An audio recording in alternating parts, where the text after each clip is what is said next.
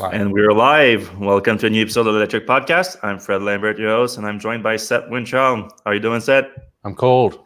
You're cold back in New Cold York. here. Yeah. Yeah, it's getting cold here in Paris too. So that's the end of the world. We'll survive. We'll survive. We're gonna be joined also by someone who's not cold because he's in Tel Aviv, and that's Micah. Micah told his Electrek as main reporter for everything e-bikes related, but also anything like personal electric vehicles, electric motorcycles, and electric scooters and things like that.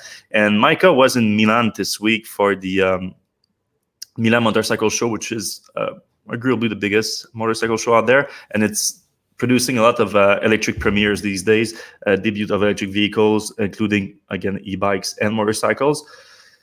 And later, the second half of the show, if you want to hear about that, is going to come on and explain to you all the most important things that were announced during the show. But for the first half, it's going to be the usual Electrek Podcast, starting with the Tesla news of the week. Biggest one, well, it wasn't that big news this week, but arguably the biggest one was the 2020. Well, it's big for two reasons here, because it's weird that we are talking about the 2020 Tesla Model 3 in November 2019, but it was updated, like we discussed last week, with the new 250 miles of range for the standard range plus version. And this week, we learned that through the official APA rating, it has the new top efficiency of any electric cars produced and tested by the EPA, 141 miles per gallon MPG. That's equivalent, the E? Yeah, I think it's equivalent. Or electric, I don't know. But yeah, that's super interesting because just on MPGE, that's the what is it, 33.8 kilowatt hours, 38 kilowatt hours, whatever a gallon of gasoline contains energy wise.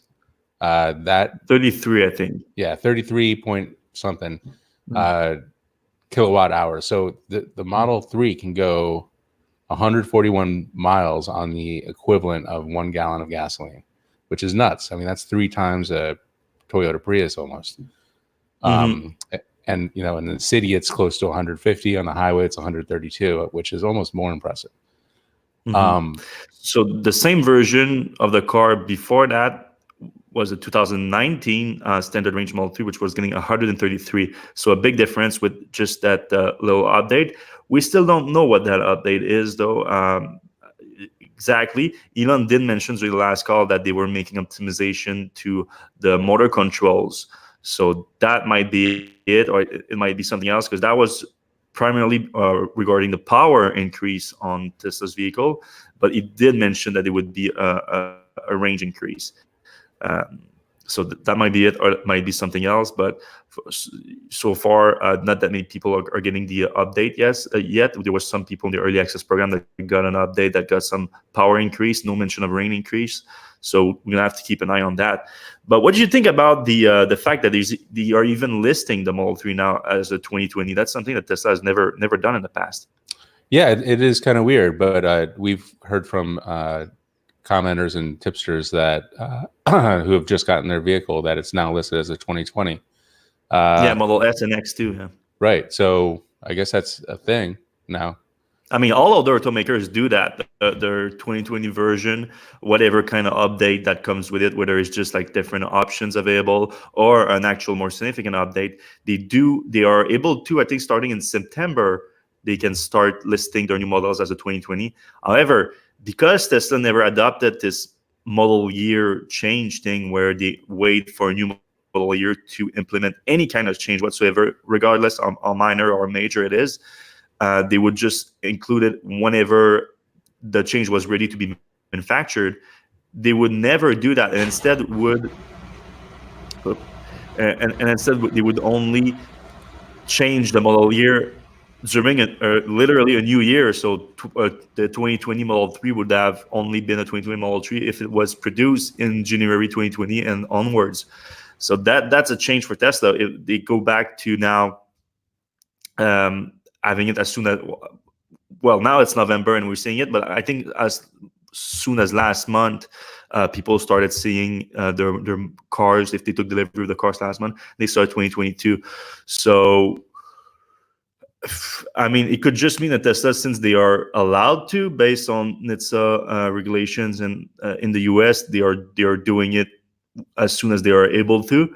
And don't think that it changing their whole process of not waiting for a new model year to make changes to the manufacturing processes. So might just be a technical update, but in this case, it also involved an increase in efficiency and range for the Model 3 Standard Range Plus at least. But I would keep an eye on the other Tesla models now that there's this change too, because we could learn sooner about any kind of changes that happen.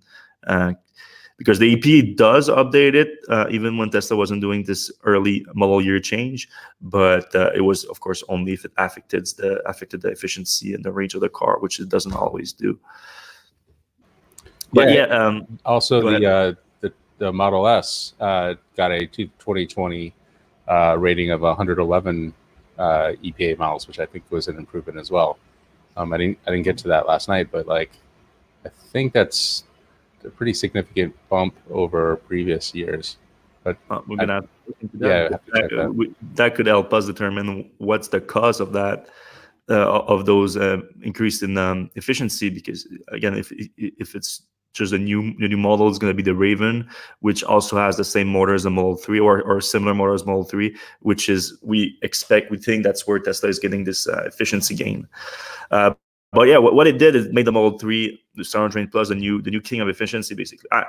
You could argue it was already the king of efficiency for a long range vehicle. Tesla had that in the pocket for a long time, but the Hyundai IONIQ was officially the one with the highest MPGe with the smaller battery pack. But now the Model 3 increase in efficiency and the IONIQ decrease in efficiency with the new 2020 model, which has a much larger battery pack, and we expected that they would take a slight drop, so 136 to 133 for the IONIQ, but they now gain a range of 170 miles, which is a big difference.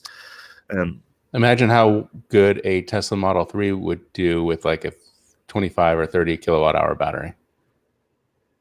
Yeah, I mean, so that would be almost like half of it, and they would get, a range close to 150 with maybe. Yeah, and here's the thing: that'd be enough for a lot of people to see what kind of price they can get from that. But that's the other thing with Tesla too. Tesla has managed to decrease their cost of the battery pack so much that changing, reducing the number of kilowatt hour in the pack, even though it's a significant percentage, wouldn't affect the price of the car by that much. Meaning, like if they can say like $1,000 or $2,000 on it, it would make a difference, but maybe not enough to justify the range decrease. So it's a whole dance that they have to manage between the efficiency of the car, the range, the price. It's extremely complicated, and they're doing very well so far. All right. Speaking of battery pack, at the Model, I get a new battery pack with the new Plaid. People keep telling me I keep seeing that word wrong. It's Plaid mode, right? Right, not Plaid, but Plaid. It looks like Plaid. Yeah, it's like if you read it, it's Plaid mode, which is supposed to come next summer. So we already knew that it was going to introduce a new 3-motor drivetrain on it, a new powertrain. And now we learned that the new powertrain, you confirm that the new powertrain will come with a new battery pack, which of course we already suspected because, I mean, the Model S and X have been rumored forever to finally change their battery pack architecture from the 18650 battery cells to the 2070 cells that are found in the Model 3. We've been expecting that change forever, but because of delays with the Model 3 ramp up, it sounds like Tesla has pushed that for a while. We were expecting a full remake, really a redesign of at least the interior and the powertrain of the Model S and X last summer, but now it looks like it has been pushed to next summer, including with the Plaid mode upgrade. That's going to be the new top of the line powertrain and a new battery pack. Now, will that batch pack be 2070 cells? Will it be something new? We don't know. Might even be Tesla's own cell at that point. We know that Tesla wants to get into the cell making business. But I did a little poll on Electrek to see what kind of capacity people think there's going to be in the pack. And I would like to remind you that at one point, Elon did say that the S and X platform would be limited to 120 kilowatt hour max. That's the max they think they can fit on that platform. Of course, he said that 2 years ago, so things might have changed since. So I did the poll, and of course, like the most people think that it's going to be 120 kilowatt hour. Whether or not that's because of Elon's comment, I'm not sure. Though that's a 20% increase from the highest Model S and X battery pack, which is 100 kilowatt hour right now. So it's a decent enough increase on its own. But a lot of people think it's going to be 125 and then may even higher than 125, which is not impossible either, because, I mean, the Roadster has a 200 kilowatt hour battery pack, although it's 200 kilowatt hour packs stacked on top of each other. And we know that can be an issue if you have like a family car where you want a lot of cargo space in it, that will take up some space. So not ideal. What do you think, Seth? So I voted 125 and above. And I think really? It's not because the Tesla vehicles need the range. I feel like the range isn't something important. Well, once you get to that level, you need to stop for some reason, like bathroom or food.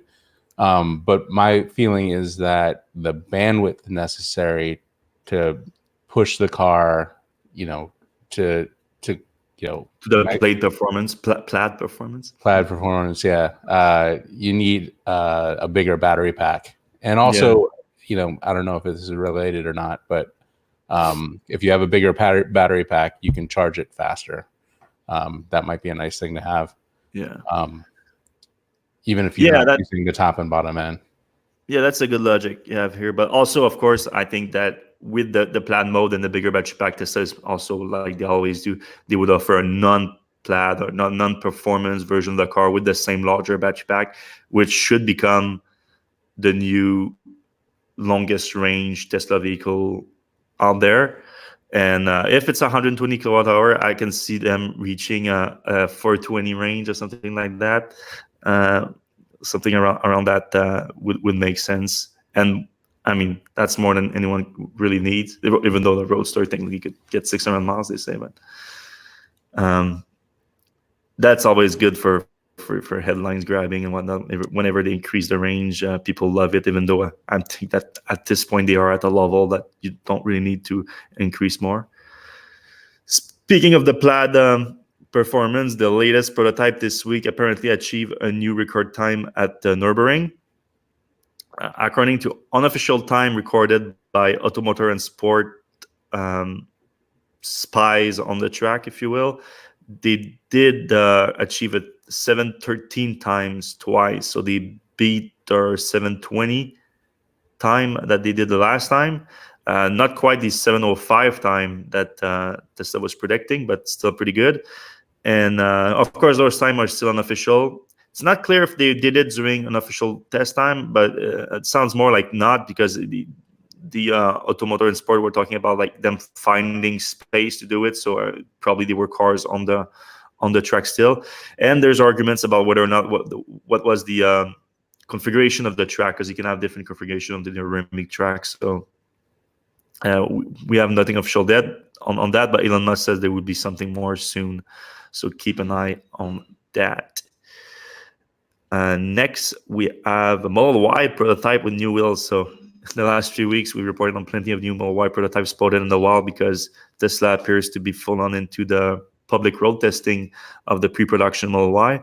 But why this one is interesting is that it was spotted with new, well, not exactly new wheels, but new for the first time we saw them on the Model Y. But it is the strange turbine wheel that was first unveiled the Model 3 prototypes at the 2016 unveiling.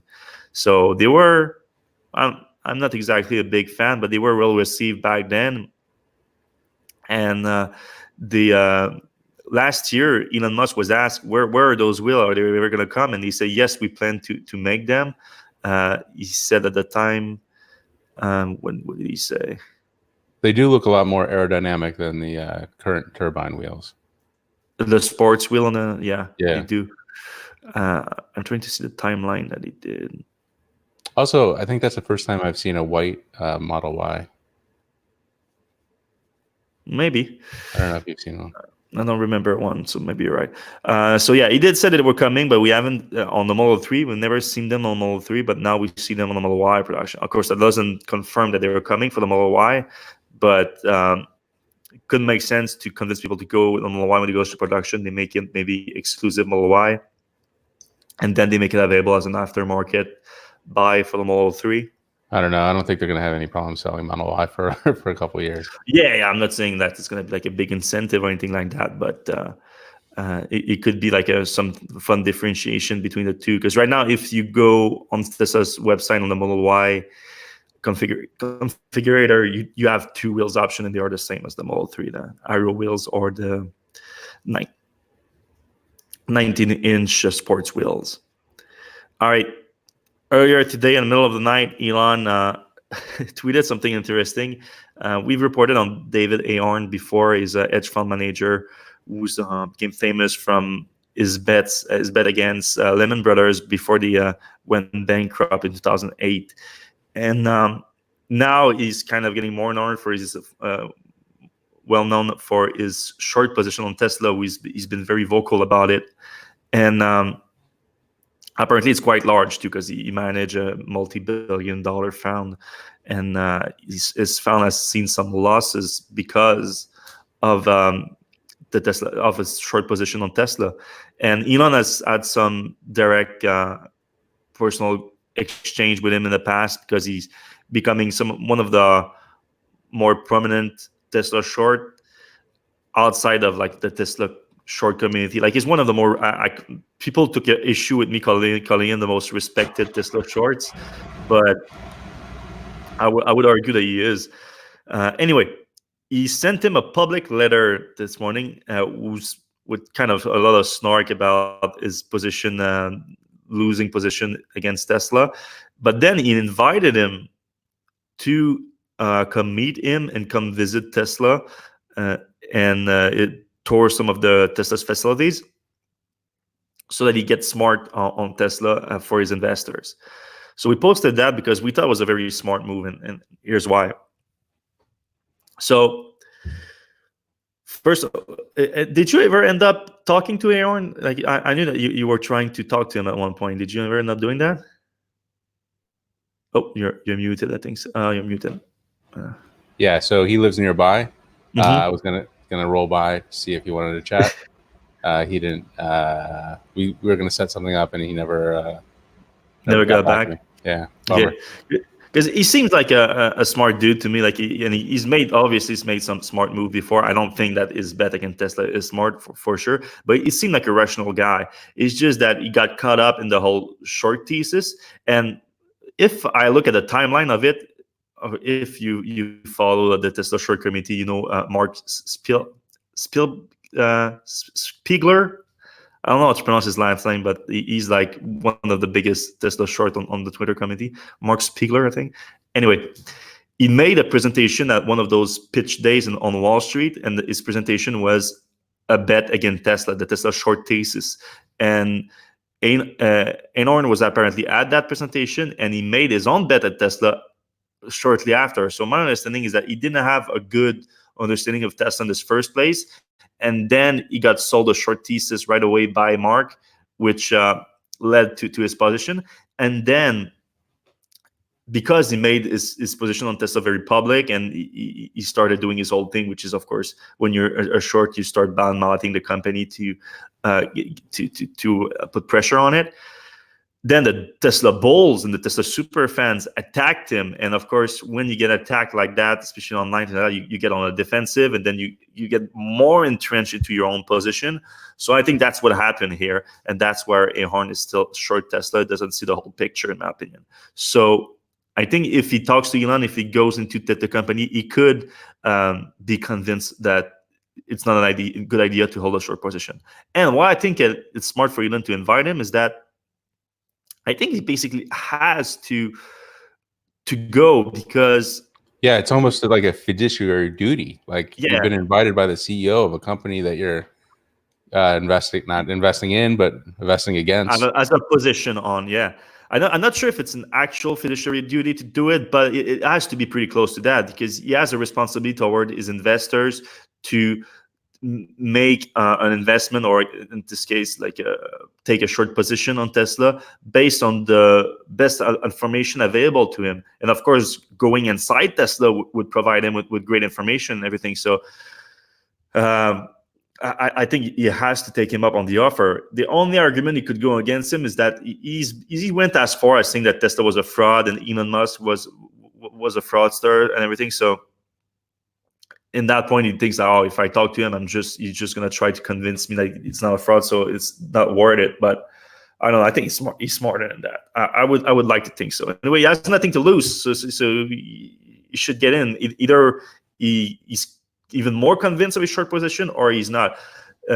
Now, in terms of why it's such a smart move, not just to convince him, but if you convince him, all right, let's say you get it done and he remove his short position on Tesla, that's not that big of a deal. I mean, I don't know how big his short position is, but wouldn't have that big of an impact if he covers it. However, because again, I think he's one of the most well-respected Tesla short in the community, I think it would have a great impact on the rest of the community. Like, oh, Einhorn is getting out, maybe I should too. So that could be an interesting move. And it's interesting that Elon is even going that route, because like it's unusual for a CEO to do that in the first place. Yeah, and it's interesting who he picked. I guess they're a similar age. They're both kind of renegades. I mean, he didn't go out to Chanos and say, "Hey, Chanos, come out to visit Tesla." So I think it's kind of indicative of the both of them have a little bit of a respect for each other. Yeah. So it'd be interesting to see. Yeah, Chanos might have been even more critical and more vocal for so long that people are like, all right, he's done, basically. Right. All right, moving on. Tesla Roadster, the next gen Roadster, Tesla released a die-cast model of the car, so like a little toy thing. So why do we report on it? Interestingly, Tesla did the same thing with the Tesla Semi a few months back, or maybe even a year back, but they claim to build those die-casts based on the CAD drawings that they used to produce the vehicle, even though it's not in production yet, but they do have the CAD drawing of the production version. Presumably, at least that's what they're doing. That's what they say that they're doing. So we can assume that the features we see in this diecast would be representative of what we'll get to production. And in this case, what's interesting is that we do see the hatch completely open, which is a first in a clear view like that we've ever seen. And it's a full hatch. Yeah, it looks nice. Put some surfboards in there. Okay, maybe that's ambitious, but yeah, and we do see that the hatch is completely open, but we don't see exactly the trunk space here. And if you remember when Elon unveiled the car in 2017, he claimed that even though it's a supercar, 4 people can sit in it, and you have you would have enough space for luggage for 4 people. So we've never seen the full cargo space. So now it's the best look that we get of it, and it looks like we can see how that can be possible. The other interesting thing that I saw from it is like we get a great view of the size of the doorstep that you have to get into the car. It's a pretty big one. It's reminiscent of the giant doorstep that you had in the original Roadster, which is, of course, you want to minimize that. That's what's harder to get you in and out of the car, though it did slopes back a little bit where your feet get in and out, which is the most important part, but still a pretty big one. And you have to assume that's partly because of the 2 battery packs stacked up on to each other. So something to keep an eye on. And of course, you want to see how that affects the backseat to the fact that the ground is a little bit higher up. We don't see that from that diecast model, unfortunately. So did you buy one? The diecast? No. Yep. You did? Yeah, I bought one. So we'll have that to review shortly. I mean, if they do show the back seat on it, that could be interesting to get some dimension. Maybe you can get like a tiny little tape measurement and try to see since you can, it's a 1:18 scale ratio, so you can just try to figure out the spaces and back seat. That would be interesting. Right. Yeah, and on that note, we also measured based on the 118 scale. The measurements of the car were given, so we kind of determined that it's about 4 feet high, and the other dimensions are in the post. Mm-hmm. All right, VW ID3 production started at Zyco. This is VW's first plant to be converted from gas-powered car production to all electric vehicle production, starting with the ID3, which is the first car to be built on the MEB platform from VW. Exciting. That's an exciting moment. Converting gas-powered production to electric vehicle production. That's what it's all about. The electric revolution, really. My only little bummer with this is that they're starting production now, November 2019, and they are not expecting deliveries until summer 2020. So that's a long time to ramp up production, and not delivering any car. I mean, you could say, "Oh, Fred, you're an hypocrite." I mean, Tesla does the same thing. They take a long time to ramp up production. They do, but they still deliver cars in the meantime. I mean, and when we asked VW about that, they literally said that we are building up inventory for a global launch. So they want to have inventory for global launch. That kind of makes sense, but also we wondered. Maybe we wondered if they had trouble securing the batteries for these cars, battery packs for these cars in time. Maybe. Excuse me. When I say global launch, I mean European launch in all different markets, because it's only for European, so right. Not global, but not just one country at a time, like all European countries at the same time. Sorry, I wanted to specify that because that's one. So yeah, battery, that was your guess, but my guess is the EU regulation for emissions. So there's they come into play next year, and I think the second half of the year is more important. So I think they're waiting for that to they're stacking it. Yeah, as much credit as they can for them, so that they don't get fined. So I think that's more likely. And it's a bummer, of course. Like those cars, if they go on the road right now, it's gas mileage converted to electric mileage. But yeah, there's that. Then there's first image of the new ID cars that they are gonna release at the LA Auto Show, and that's kind of a surprise because I mean, they launch a car at the LA Auto Show, and there's not that many ID VW that's going to be to go to the US because of those EU emissions. They focus in the EU. They focus on China, the Chinese market.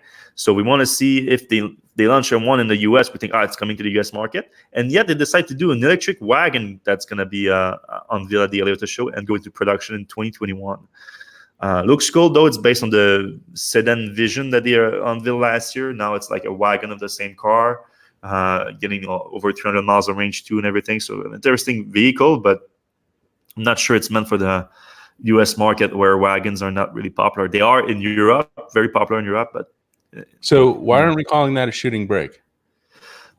Oh, you have me there. I have no clue. I mean, some people call it a wagon, some people call it a Gran Turismo, some people call it shooting brake, like you said, and I think there's even other names too, like station. And first of all, when it's a wagon, it's station wagon.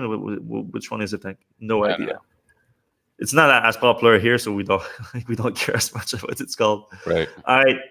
Lastly, before we bring in Micah, a few cars that came out of SEMA in Las Vegas this week. So SEMA, like it's specialty vehicles. It's not nothing that's gonna go to production anytime soon. But I saw one interesting trend, which was a conversion kit. So people that want to convert classic vehicles to electric. GM had an electric pickup.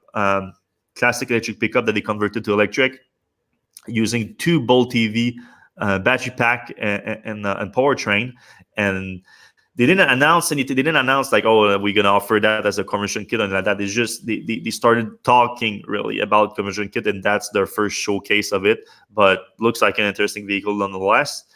And Zing Mobility, they're showcasing an actual kit that they want to bring to production, and they call it a plug-in. Just an e-crate that they can drop into a car and have it converted to electric. And their showcase of it was a beautiful 69 Camaro, very beautiful car that they showcased their whole powertrain in it. And we reported on Zing before. There's a Taiwan-based company that they unveiled a supercar and they're focusing on making powertrains for different vehicles, marine vehicles, boats, and whatnot.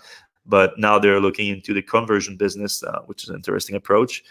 And Ford also had an electric Mustang there, just ahead of the launch of the, we calling it the Mach-E now, the crossover thing that they're launching. I think it's safe to call it the Mach-E. Yeah. So now instead it's all electric Mustang. So really, like, there's no inspired by, it is a Mustang called the Mustang Lithium. Interesting name. Yeah. 900 horsepower. 6-speed. If you like shifting gears, that's your thing.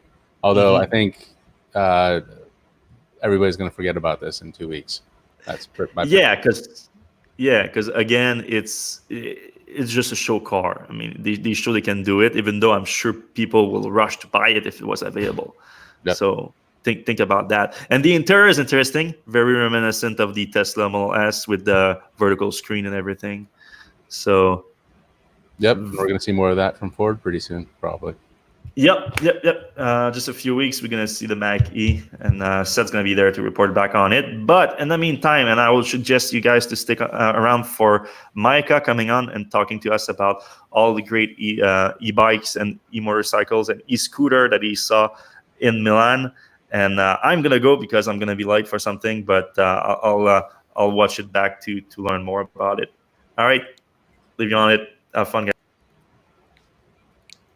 Hey, how's it going, Seth? Good. So how's Milan? How's the weather? The weather wasn't great, but fortunately we didn't have to worry about the rain because the show was inside. But inside the giant convention center, there were a lot of cool electric motorcycles.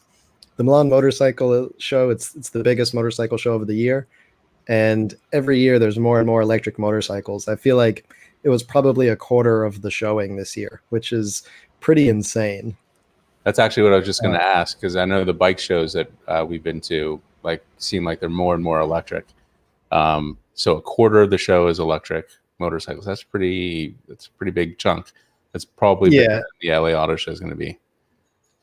Well, it wasn't a scientific study, but I feel like it was about that much. It was pretty impressive, and it wasn't just startups. You know, there were a lot of legacy companies that were starting to show off electric motorcycles. You know, Harley's been in it for a few years now, but Kawasaki was there with an electric concept, and it was really cool to see that it's starting to become some of these larger companies. The big four in Japan, you've got Kawasaki, Suzuki, Yamaha, and Honda, have all been sort of toying with the idea of electric motorcycles. They've been making partnerships for battery consortiums, and I think that we're just starting to see the cusp of real progress from those legacy companies. But some of the more exciting stuff, I think, was still coming from startups, because startups, they have a lot more freedom to work with. You know, they don't have these design histories that they have to honor, and they have a lot more room to play with these concepts. One that I thought was particularly cool, and actually if there was going to be like a innovation award in electric motorcycles there, it would probably go to this company. It used to be called RMK, but they changed their name the day before the show to Verge. So now Verge's new TS motorcycle, it's a fascinating design because the motor is actually, it's an in-wheel motor, but it's not a hub motor because it's a hubless wheel. So the rear wheel is just this donut, and while you're riding, you could actually just put your hand right through the center of the rear wheel, but it houses a incredibly powerful motor in the rim of that wheel. So it's an 80 kilowatt motor. It puts out something like 1,000 Newton meters of torque at the rear wheel, which is, it's nuts. They told me they're going to get me on the bike as soon as they're getting people on the bikes, and I'm a little bit intimidated for what 1,000 Newton meters of torque feels like. Yeah, so that one's going to be interesting. Yeah, it's going to be a fascinating ride, and it's got some pretty good specs too. They didn't tell us what the battery capacity was, because lots of times this just turns into like a battery measuring contest with these electric motorcycles, and they wanted to keep it focused on the bike itself. But they said that the range is going to be something like 300 kilometers or 180 miles in the city, and then a highway range of 200 kilometers or 124 miles. And for a motorcycle, that's pretty good. You know, there's not a lot of space on bikes to put batteries like in cars where you can just fill the entire floor with them. So 125 miles on the highway is pretty good with today's batteries. Yeah, and it looks like from the look of this, it looks like it's pretty full of batteries. Like I don't think you can put many more batteries on this thing. Well, that's sort of the beauty of the in-wheel motor, is that you free up the entire body for batteries. And it's fascinating, especially for these companies that are legacy motorcycle companies, is that it used to be that you had an engine and you designed a motorcycle around it. But now electric motors take up a very small part of the actual motorcycle. Like if you look at the Zero SRF that we were at the unveiling for, the motor, it's a pretty good sized motor, but it's actually on the same axis of the swing arm. So it's way in the back there, and you've got the whole front of the motorcycle to fill with batteries. So it's interesting how companies are able to sort of play with designs now, because they're not limited to essentially the limitations of a traditional combustion engine. Yeah, and so that design, is there an inverter on that? Is it a like internally housed inverter? Yeah, so it's got both. I think it has CCS, so it's level 2 and level 3 charging. I'm usually a level 1 charger, so I don't claim to understand all of the higher level charging, but it's something like with the level 3 charger, you should be able to DC fast charge in about 40 minutes or so, and with level 2, it's usually still something like 4 or 5 hours for charging. But I mean, for motorcycles, I think that's pretty good. If you're going to be road tripping, you'll probably be planning to head from fast charge station to fast charge station. But most people are going to be charging at home overnight anyways. That's amazing. And did they do any kind of tests or show the wheel spinning at all, or is it kind of just theoretical from our? Yeah, we didn't get to see it operating. We've seen videos of it being ridden. It was all camoed up a few weeks ago, so we've seen it operational in videos. We didn't get to see it in person. I think there was only one company that even had a demonstration of an electric bike working. Actually, two, because Harley Davidson also had their dyno set up so people could sit on the live wire and try it. Right. Which is actually another cool advantage of electric motorcycles, is you can like have them operating indoors in a big show space. But yeah, we didn't get to see the Verge TS running just yet. But cool. it's definitely a fascinating design, and I think it shows what you can really do when you allow designers to embrace the creativity that not having a giant engine allows. But I'd mentioned Harley Davidson, and I think this is a cool one to talk about as well, because Harley was there. They had a giant booth, and despite the fact that they've got a ton of different motorcycles, they might have had 1 or 2 models of each of their gas bikes, but they had 6 live wires there. 4 of them were on display showing different options that people could get, different accessories, that sort of thing. And then 2 of them were actually in the dyno setup where people could hop on and rev the bike and feel what it's like to actually ride ride an electric motorcycle sort of on a treadmill setup. But in addition to the live wire, the thing that I think really stole the show in terms of electrics was that they had their 3 electric bicycle prototypes there. And this is the first time they've ever shown them off in the public. They had them out at the dealer meeting. I think it was in August or September. And so the only people that have seen them before have been Harley Davidson dealers. And so it was really cool to see these bikes in the flesh. And there was just a huge response to that article. And I think people are seeing that what I felt from the beginning is that Harley isn't just paying lip service here with electric vehicles. They're actually investing in a huge line of electric vehicles, from the Livewire motorcycle, which is obviously not meant to sell in high numbers. It's a $30,000 motorcycle, but down through smaller vehicles like the scooter, the sort of like Vespa style, though it's more of a moped style scooter. They're working on that electric dirt bike, and now these electric bicycles. I think it's really interesting to see that development process and see that they're really casting a wide net with these different electric two-wheelers. I find that really promising, to be honest. Yeah, it's definitely a change for the company. As far as the components on the Harley electric bikes? Are they stuff we would recognize, like Shimano stuff, or is it bespoke, or what kind of stuff is going on? Both actually. So in terms of shifters, one of the bikes was a single speed. It didn't have any shifters, though all the bikes used a belt drive system. So it's easy to either make them single speed or to put an internally geared hub. One of the higher end bikes had a Enviolo, and I believe it was the automatic shifting hub. So I'm guessing that's going to be one of the more expensive versions. Yep. We don't know anything about the prices yet. There's a source that says they'll range from $2,500 to $5,000, and I could see that fitting with the single speed being on that lower end. But components like the belt drive, the hydraulic disc brakes, are those Gates belt stuff, or they didn't look like it unless they were just unbranded. I'm not sure if they were actually Gates. And these are also early stage prototypes. There was like multiple signs set up saying like, these aren't the final things. These are just to demonstrate what could be on the bikes. Mm-hmm. So it could be that they go with Gates in the end. They do use Gates belts on their motorcycles. So it would make sense that they use them on the bicycles as well. Yeah. The motors, I couldn't tell what brand they were or if they were custom developed. Harley developed the motor for the live wire, so I wouldn't be surprised if they developed their own bicycle motors, though there are so many options on the market that there would be a lot to choose from. So it'll be interesting to see what they do there. But it seems like most of the bicycle components were higher end OEM supplied components.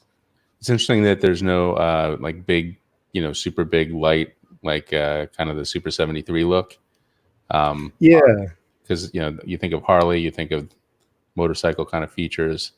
I'm surprised they didn't try to build something like that, or like the Onyx RCR. I feel like Harley could really do some nice stuff in that space, but I understand they're trying to be legal, and I don't know where those things fit. And as far as legal bikes are concerned, and this is clearly a burgeoning market right now. The e-bike space. Yeah, well, they're definitely working on also that moped style scooter, and I think that one's going to look more like a traditional Harley in terms of it's going to have the big headlight. It's going to look a little more industrial, a little more cruiser, kind of like you're talking about. But for the bikes, it really seems like they're trying to build legit bicycles. They're not trying to make faux motorcycles, because we see some of those in the electric bike market. There are companies out there that build motorcycle style electric bicycles, but it seems like Harley's really trying to build some legit pedal assist bicycles here. In terms of the lighting, it's interesting. I think the border around the logo on the headset of the bike is actually the headlight. It's not a big like light up the road kind of headlight. It's more one of those be seen headlights so cars don't hit you head on.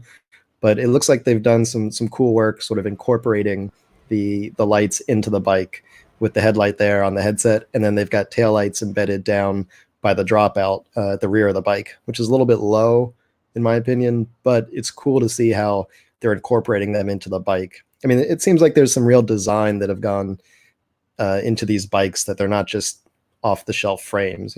Harley doesn't do a lot of stuff just off the shelf, and they seem to be taking that ethos to the bicycles as well, which again I think is just shows a commitment to these electric vehicles that Harley has made, that they're not just trying to grab a few headlines. They're really developing some interesting products, which I think is pretty cool.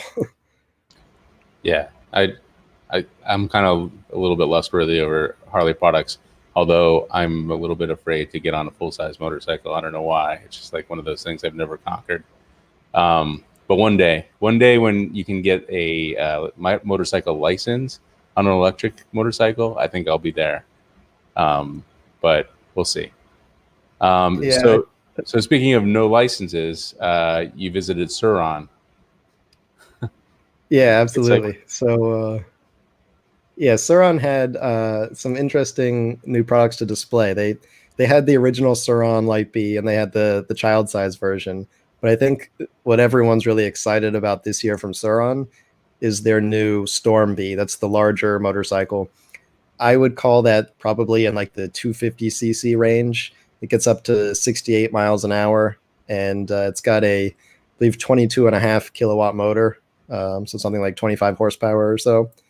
And while you didn't need a license or a driver's license or a motorcycle license to be on the original Surons, the Stormbee is actually a legit motorcycle. I mean, now we're into a motor vehicle that's homologated for the road. There are two versions, actually. One is sort of the off-road motocross dirt bike, and the other is a homologated, lights, turn signal, mirrors version.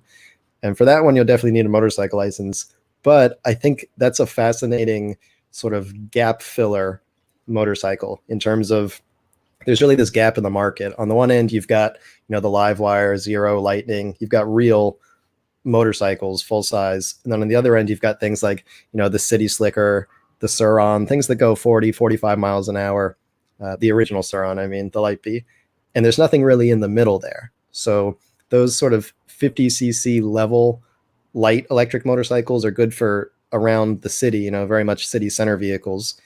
And if you want to go, up to the top end, you can get a Zero or a Harley Davidson Livewire or something like that. But there haven't been a lot of options for the middle range, something that can do 65 miles an hour and would be good for the suburbs, could theoretically get you on a highway in the right lane for a bit, though you probably wouldn't want to spend too long there.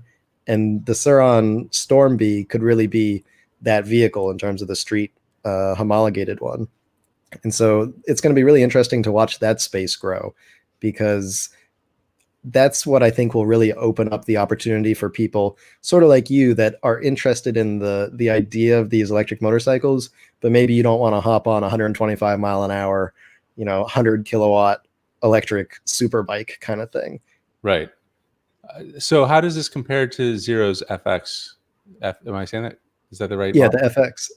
Yeah, so the FX and the FXS, the street version of the FX, they're both, I would say, a small step up from the Stormbee in terms of specs. The Stormbee is 22.5 kilowatts, whereas the FX is 35 kilowatts, I believe. Stormbee goes 68 miles an hour, while the FX goes, let's say, 85 miles an hour.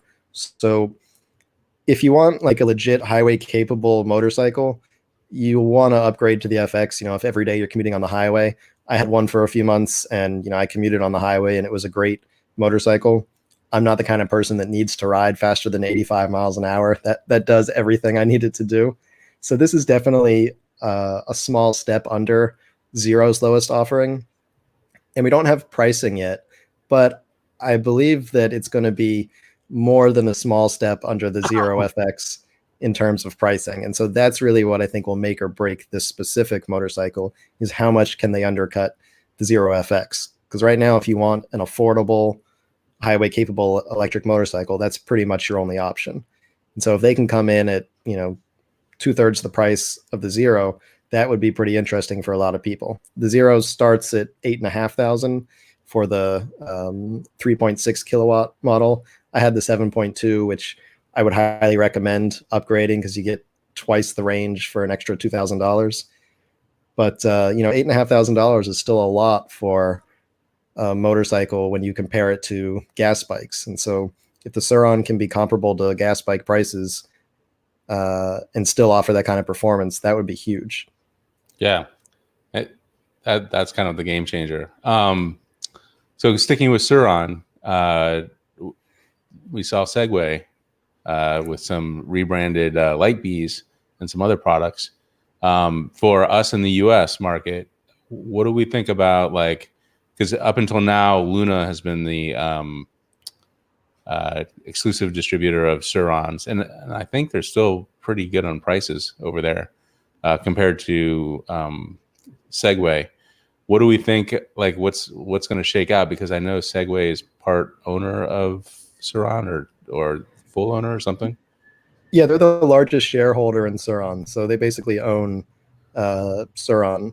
And this is fascinating from a few ways. I'm not sure how the business part of it works out, because you're right. Luna Cycles, the sole distributor for Suron in the United States. And according to Luna, they've sold like half of the Surons in the world. So they're kind of a big name in Suron bikes. And so Segway has now come out with what they call the Segway e-dirt bike. And if you look at it next to the Sur-Ron, it looks a lot like a Sur-Ron. And if you ask the guys at the Sur-Ron booth, which I did, they'll tell you it's a Sur-Ron. If you ask Segway, they'll say they've made modifications, they've made it more robust, they've tweaked it, sort of thing. More stickers. They've definitely put stickers on. That's a given. Right. So it's hard to say how different it is. It looks like it's pretty much a Sur-Ron, and so that's going to be interesting. It certainly puts Luna in a weird position because Sur-Ron's a Chinese company. Segway is Segway 9bot is the full company, is their owner, which is a Chinese company, and now the distribution chain looks kind of odd, coming all the way over to Luna in the United States when they could easily sort of squeeze them out with Segway as a new distributor. But they could call it not a Sur-Ron and get out of that sole distributorship agreement. So that's going to shake out, and I'm not sure how it's going to land. Yeah, I have a feeling Luna's not too happy about the situation.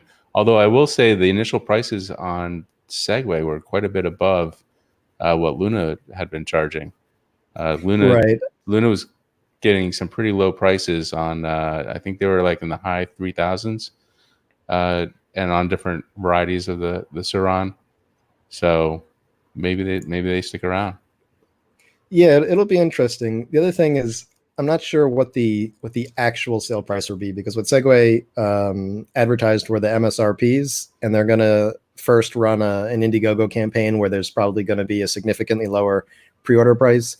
But then we'll have to see what the final sale price is, because if you look at Luna's prices, they're pretty good in the 3,000s, but even at Luna, there's an MSRP much higher, and then there's the typical slash through the MSRP, and here's the sale price kind of thing. So we'll have to see if they come out kind of comparable there.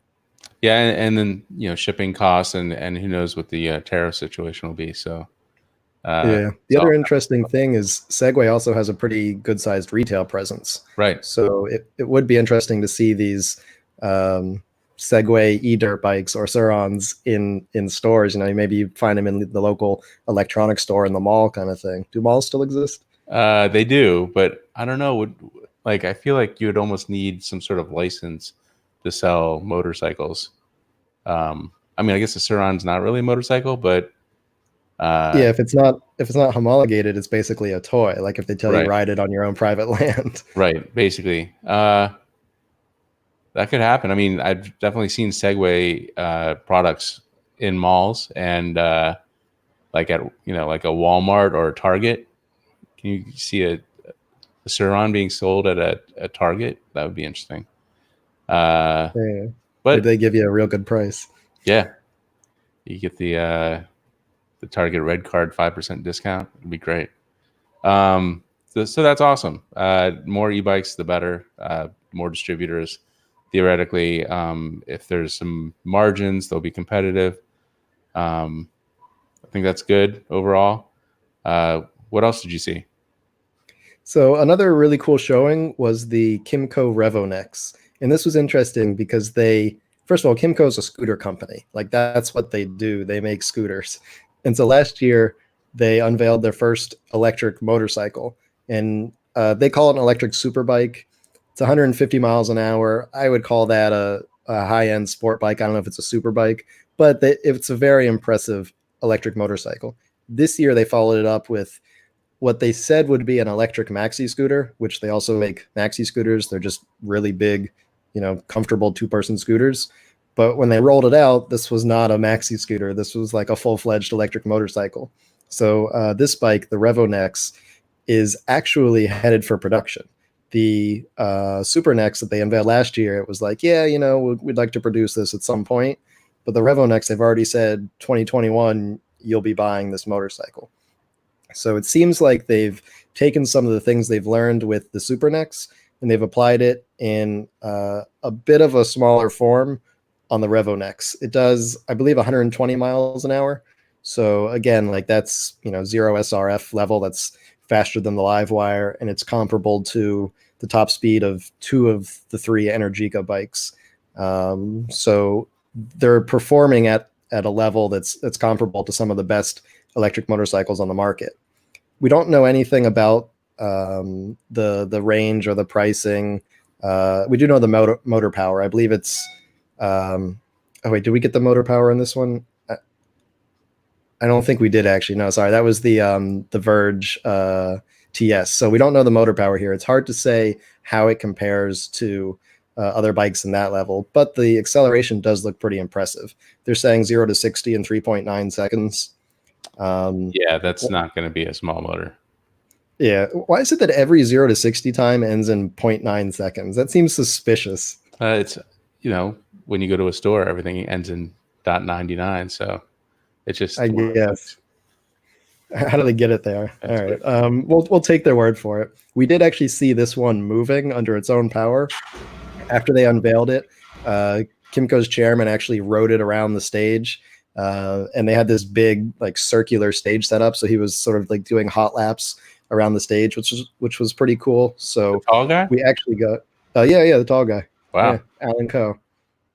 Yeah. So it seemed to fit him well. Like it's a full-size sport bike.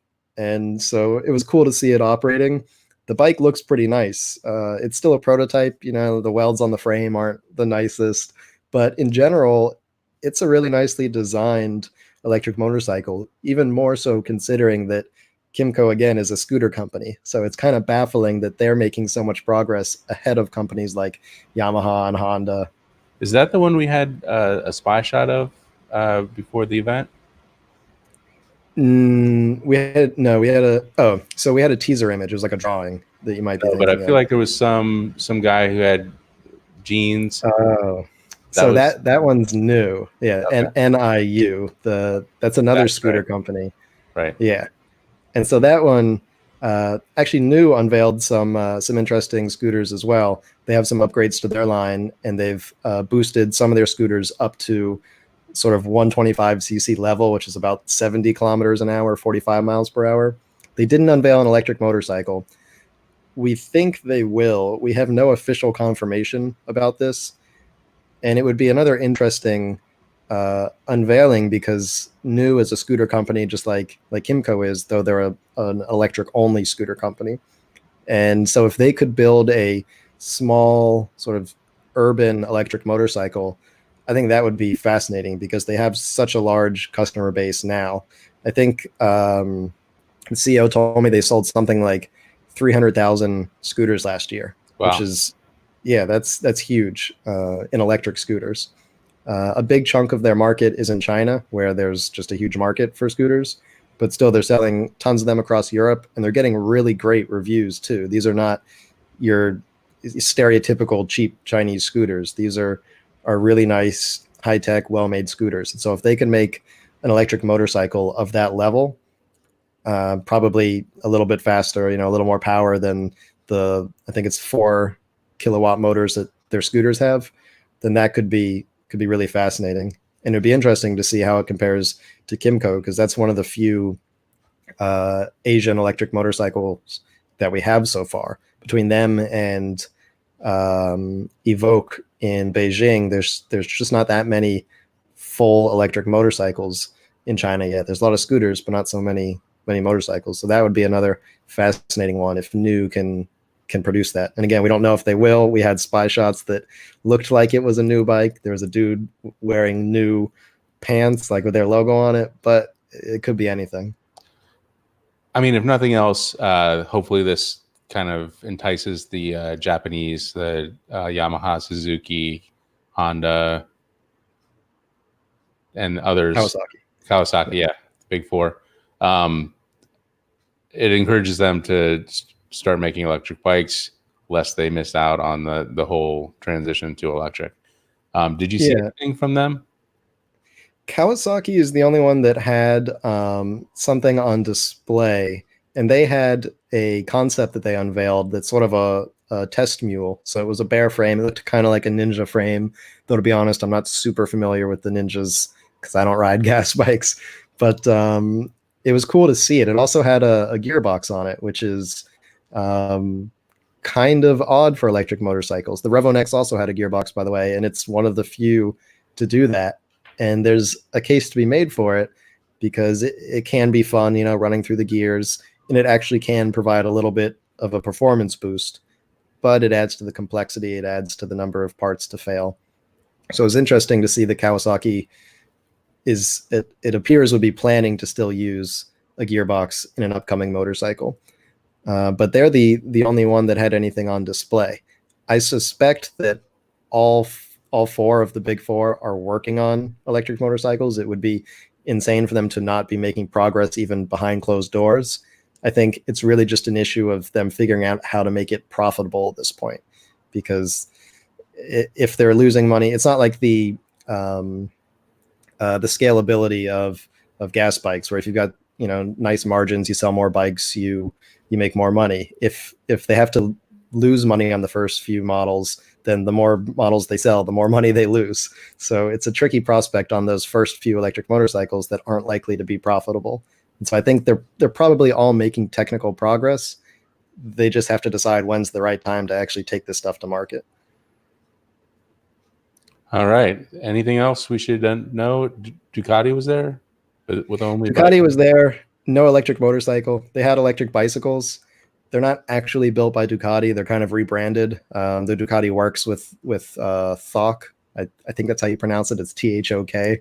Mm-hmm. They work with them, and they're THOK bikes. But the electric motorcycle that Ducati CO promised appears to still be down the road somewhere. Interesting. All right. Well, sounds like a lot of fun. When are you back in Tel Aviv?